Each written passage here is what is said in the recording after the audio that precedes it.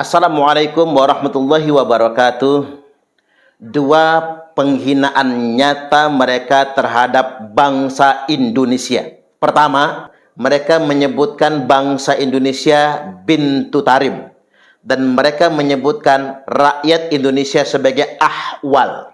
Dua kategori dan istilah yang mereka sebutkan ini jelas merupakan penghinaan terhadap Indonesia dan bangsa Indonesia. Yang pertama, ketika mereka menyebutkan Indonesia bintu tarim. Ingat, bintu tarim ini bahasa Arab, bukan pintu. Nek pintu yo lawang. Ini bukan pintu. Tapi yang mereka sebutkan adalah bintu. Apa itu bintu? Anak perempuan. Bintu tarim itu adalah Indonesia. Indonesia ini dianggap anak perempuan tarim. Pulau Jawa, Indonesia ini dikatakan bintu tarim. Ini punyanya Aulia Tarim. Tapi kita pernah dengar dari para salihin bahwa Indonesia ini milik Aulia Tarim. Pulau Jawa, Indonesia ini dikatakan bintu tarim. Ini punyanya Aulia Tarim. Sampai dibilang bumi Indonesia ini adalah Hadramaut yang kedua. Hadramaut yang kedua. Itu dikatakan Syihir, kota Syihir bintu tarim. Kota Syihir ibaratnya bagaikan anaknya kota Tarim. Bagaikan anak gadisnya kota Tarim. Tarim itu ibunya, induknya. Subhanallah. Dan Indonesia ini adalah anak dari Hadramaut. Makanya Indonesia ini dalam tanda kutip seolah-olah posisinya rendah di bawah orang-orang tarim. Karena Indonesia merupakan anak perempuan tarim. Yang namanya anak perempuan tidak punya kekuatan, tidak punya kekuasaan, maka dia harus ikut kepada tuannya, pemiliknya, yakni orang-orang tarim. Terminologi dan penyebutan mereka yang mengatakan Indonesia merupakan bintu tarim, merupakan penghinaan kepada Negara Kesatuan Republik Indonesia, sekaligus penghinaan terhadap semua bangsa Indonesia. Kemudian yang kedua, mereka mengidentifikasikan bangsa Indonesia sebagai ahwal. Ahwal itu diterjemahkan secara kasar oleh sebagian orang masyarakat pribumi. Bukan itu sebetulnya. Terminologi ahwal yang mereka sering sebutkan itu berarti non-syarif, non-sayyid. Itu masih lembut. Sebenarnya mereka ingin mengatakan bangsa Indonesia pada umumnya kastanya ada di bawah Ba'alwi. Maka bangsa ahwal, yakni bangsa Indonesia, tidak boleh bahkan haram menikahi wanita-wanita Ba'alwi. Jadi sekali lagi ingin saya tegaskan, terminologi ahwal yang disematkan kepada bangsa Indonesia merupakan penghinaan yang nyata yang dilakukan oleh Bani Ba'alwi kepada bangsa Indonesia. Maka menurut saya kaum ahwal, yakni bangsa Indonesia, yang menjadi muhibbin, pecinta bagi kaum Ba'alwi, mencintai secara buta, mengagung-agungkan mereka, memuliakan mereka, bahkan sampai surga pun mereka gantungkan dengan Ba'alwi. Seakan-akan surga itu haknya kaum Ba'alwi. Maka mereka menggantungkan keselamatan syafaat kepada kaum Ba'alwi. Mereka adalah budak-budak Ba'alwi. Mereka diperdaya oleh Ba'alwi dengan indoktrinasi agama.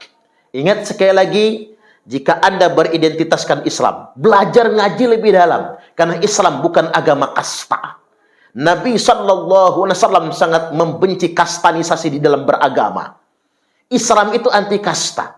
Ketika kemudian kasta kita buat dengan doktrin-doktrin agama, itu sama saja penghinaan kepada Allah dan Rasulnya, dan penghinaan kepada ajaran Islam itu sendiri. Ingat, inna akramakum indallahi atqakum. Yang paling mulia di sisi Allah di antara kalian semua adalah orang yang paling bertakwa. Sekali lagi, kaum Ba'alwi memposisikan kaum ahwal, yang kemudian mereka doktrin untuk menjadi muhibbin mereka posisikan seperti pelayan mereka atau budak mereka, dengan alasan mereka tidak boleh menundukkan badan kepada siapapun. Anda bisa simak penjelasan berikut ini. Ternyata begini awal mula pengkastaan oleh Habib. Sejak dulu, sifat asli Balawi. Kalau Habib yang asli enggak. Coba lihat bawahan orang Gures. Kenapa sih orang Gures itu kalau jalan tuh harus pakai budak? Kenapa? Karena takut sampai jatuh sesuatu barang. Dia nggak mau menunduk, itu nggak mau. Dia perintahkan itu, yang namanya budaknya. Iya, kalau jatuh sesuatu yang nggak berharga, Walaupun yang jatuh itu satu karung isinya dinaran, ribuan dinar, nggak diambil sama dia. Diambil oleh budaknya dari saking merasa nggak mau merendahkan diri di depan orang. Itu sifat daripada habaib yang asli. Itu sifat daripada habaib yang asli. Wah, begitu ya Pak, sifat asli para habib. Songong juga ya. Harusnya kalau ada orang yang menunduk-nunduk, apalagi sampai merendah di depan, mereka dilarang juga dong, kan Nabi melarang sahabat menunduk kepada beliau. Bukan malah sepihak saja. Astaghfirullahalazim. Saya beristighfar ketika nyimak perkataan si oknum Habib ini di video ini. Coba kita identifikasi. Kalau kita hendak berpikir sedikit mendalam dan cukup teliti, pernyataan orang ini adalah sebuah pengakuan akan siapa mereka sebenarnya. Seakan-akan ada bahasa begini. Itulah mengapa habaib butuh budak. Karena mereka mengidentifikasikan dirinya seperti kaum Quraisy dulu. Orang Quraisy itu mengapa butuh budak? Dikarenakan apabila ada barang mereka yang jatuh, kendati pun barang itu berharga, mereka enggan mengambilnya dengan alasan tidak mau membungkukkan diri di hadapan orang lain. Itulah bentuk harga diri orang Quraisy. Saya jadi jengah sendiri dengan perkataan ini. Yang pertama, mereka coba mengidentifikasikan diri mereka dengan perilaku orang Quraisy jahiliyah. Orang Quraisy yang sombong, orang Quraisy yang takabur, orang Quraisy yang biasa dengan kehidupan feodal. Artinya memang secara tidak langsung oknum Habib ini membuat pengakuan bahwasanya karakter asli Ba'alwi hari ini mewarisi feodalisme Quraisy jahiliyah, seakan-akan sedemikian rupa. Yang kedua, seolah-olah mereka sedang membuat pengakuan bahwasanya mereka mewarisi perilaku Quraisy jahiliyah yang selalu membutuhkan budak. Ini kan dalam tanda kutip menggambarkan sebuah pengakuan kalau mereka pun butuh budak. Nah, siapa yang budak yang mereka butuhkan hari ini? Atau orang-orang yang mereka perlakukan seperti budak? Saya ulangi, orang yang mereka perlakukan sebagai budak, yakni para muhibbin. Orang-orang pribumi yang kemudian taklid buta, cinta buta dengan mereka, lalu mereka perlakukan sebagaimana budak mereka. Di sini saya dapat semacam pembelajaran. Itulah mengapa mereka seolah-olah mewajibkan diri mereka punya budak. Karena mereka mengidentifikasikan diri seperti Quraisy jahiliyah yang juga membutuhkan budak. Lalu mereka buatlah alasan semacam penyederhanaan, simplikasi. Mengapa orang Quraisy butuh budak? Agar apabila ada barang yang jatuh, budaknya yang ngambil. Karena orang Quraisy jahiliyah pantang menundukkan badannya di hadapan orang lain. Persis dengan mereka. Karena mereka merasa kastanya lebih tinggi. Karena feodalisme itu ada pada diri mereka. Maka kemudian mereka pantang menundukkan badan di hadapan siapapun. Termasuk di hadapan para kiai, para ulama, sehingganya mereka sangat butuh budak-budak atau orang-orang yang diperlakukan sebagai budak yang punya tugas menunduk-nundukkan badan mereka di hadapan para habaib, yang punya tugas menunduk-nundukkan badan mereka untuk melayani kepentingan para kabib tersebut. Nah, ini kan sebetulnya sebuah pengakuan. Disinilah kita beristighfar berulang-ulang. Kapan bangsa Indonesia ini sadar akan perbudakan berkedok doktrin agama ini? Kapan juga masyarakat Nahdiyin yang muhibbin juga sadar kalau mereka sebetulnya sedang diperlakukan seolah-olah sebagai budak oleh orang-orang ini? Tentunya karena saya sangat jengah sekali, orang-orang ini sama sekali tidak layak merepresentasikan diri mereka sebagai muslim, tidak layak. Mereka tidak layak mengaku sebagai umat Nabi, apalagi mengaku sebagai cucu Nabi.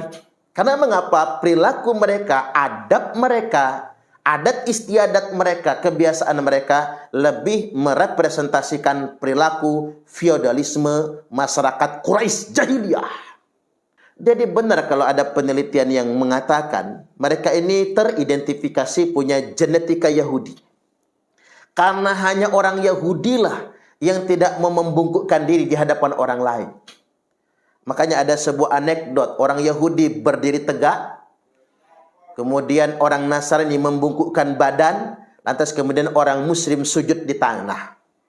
Mengapa ini digambarkan? Karena kalau orang Muslim bersedia untuk sujud mencium tanah, tetapi beda dengan orang Yahudi.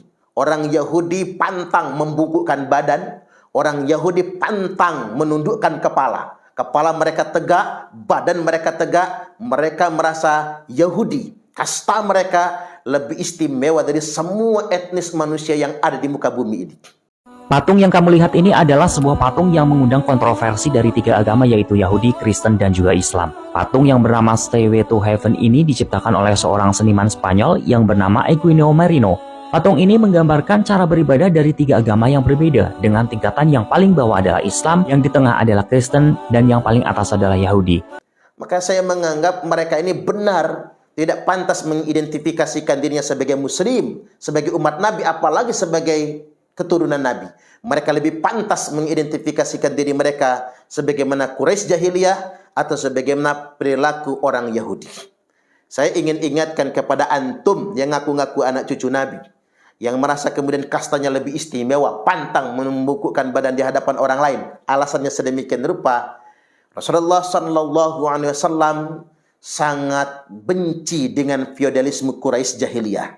Sampai-sampai beliau bersabda, Innallaha qad adhaba ankum ubiyatal jahiliyah wa ta'adumaha bi'abaiha.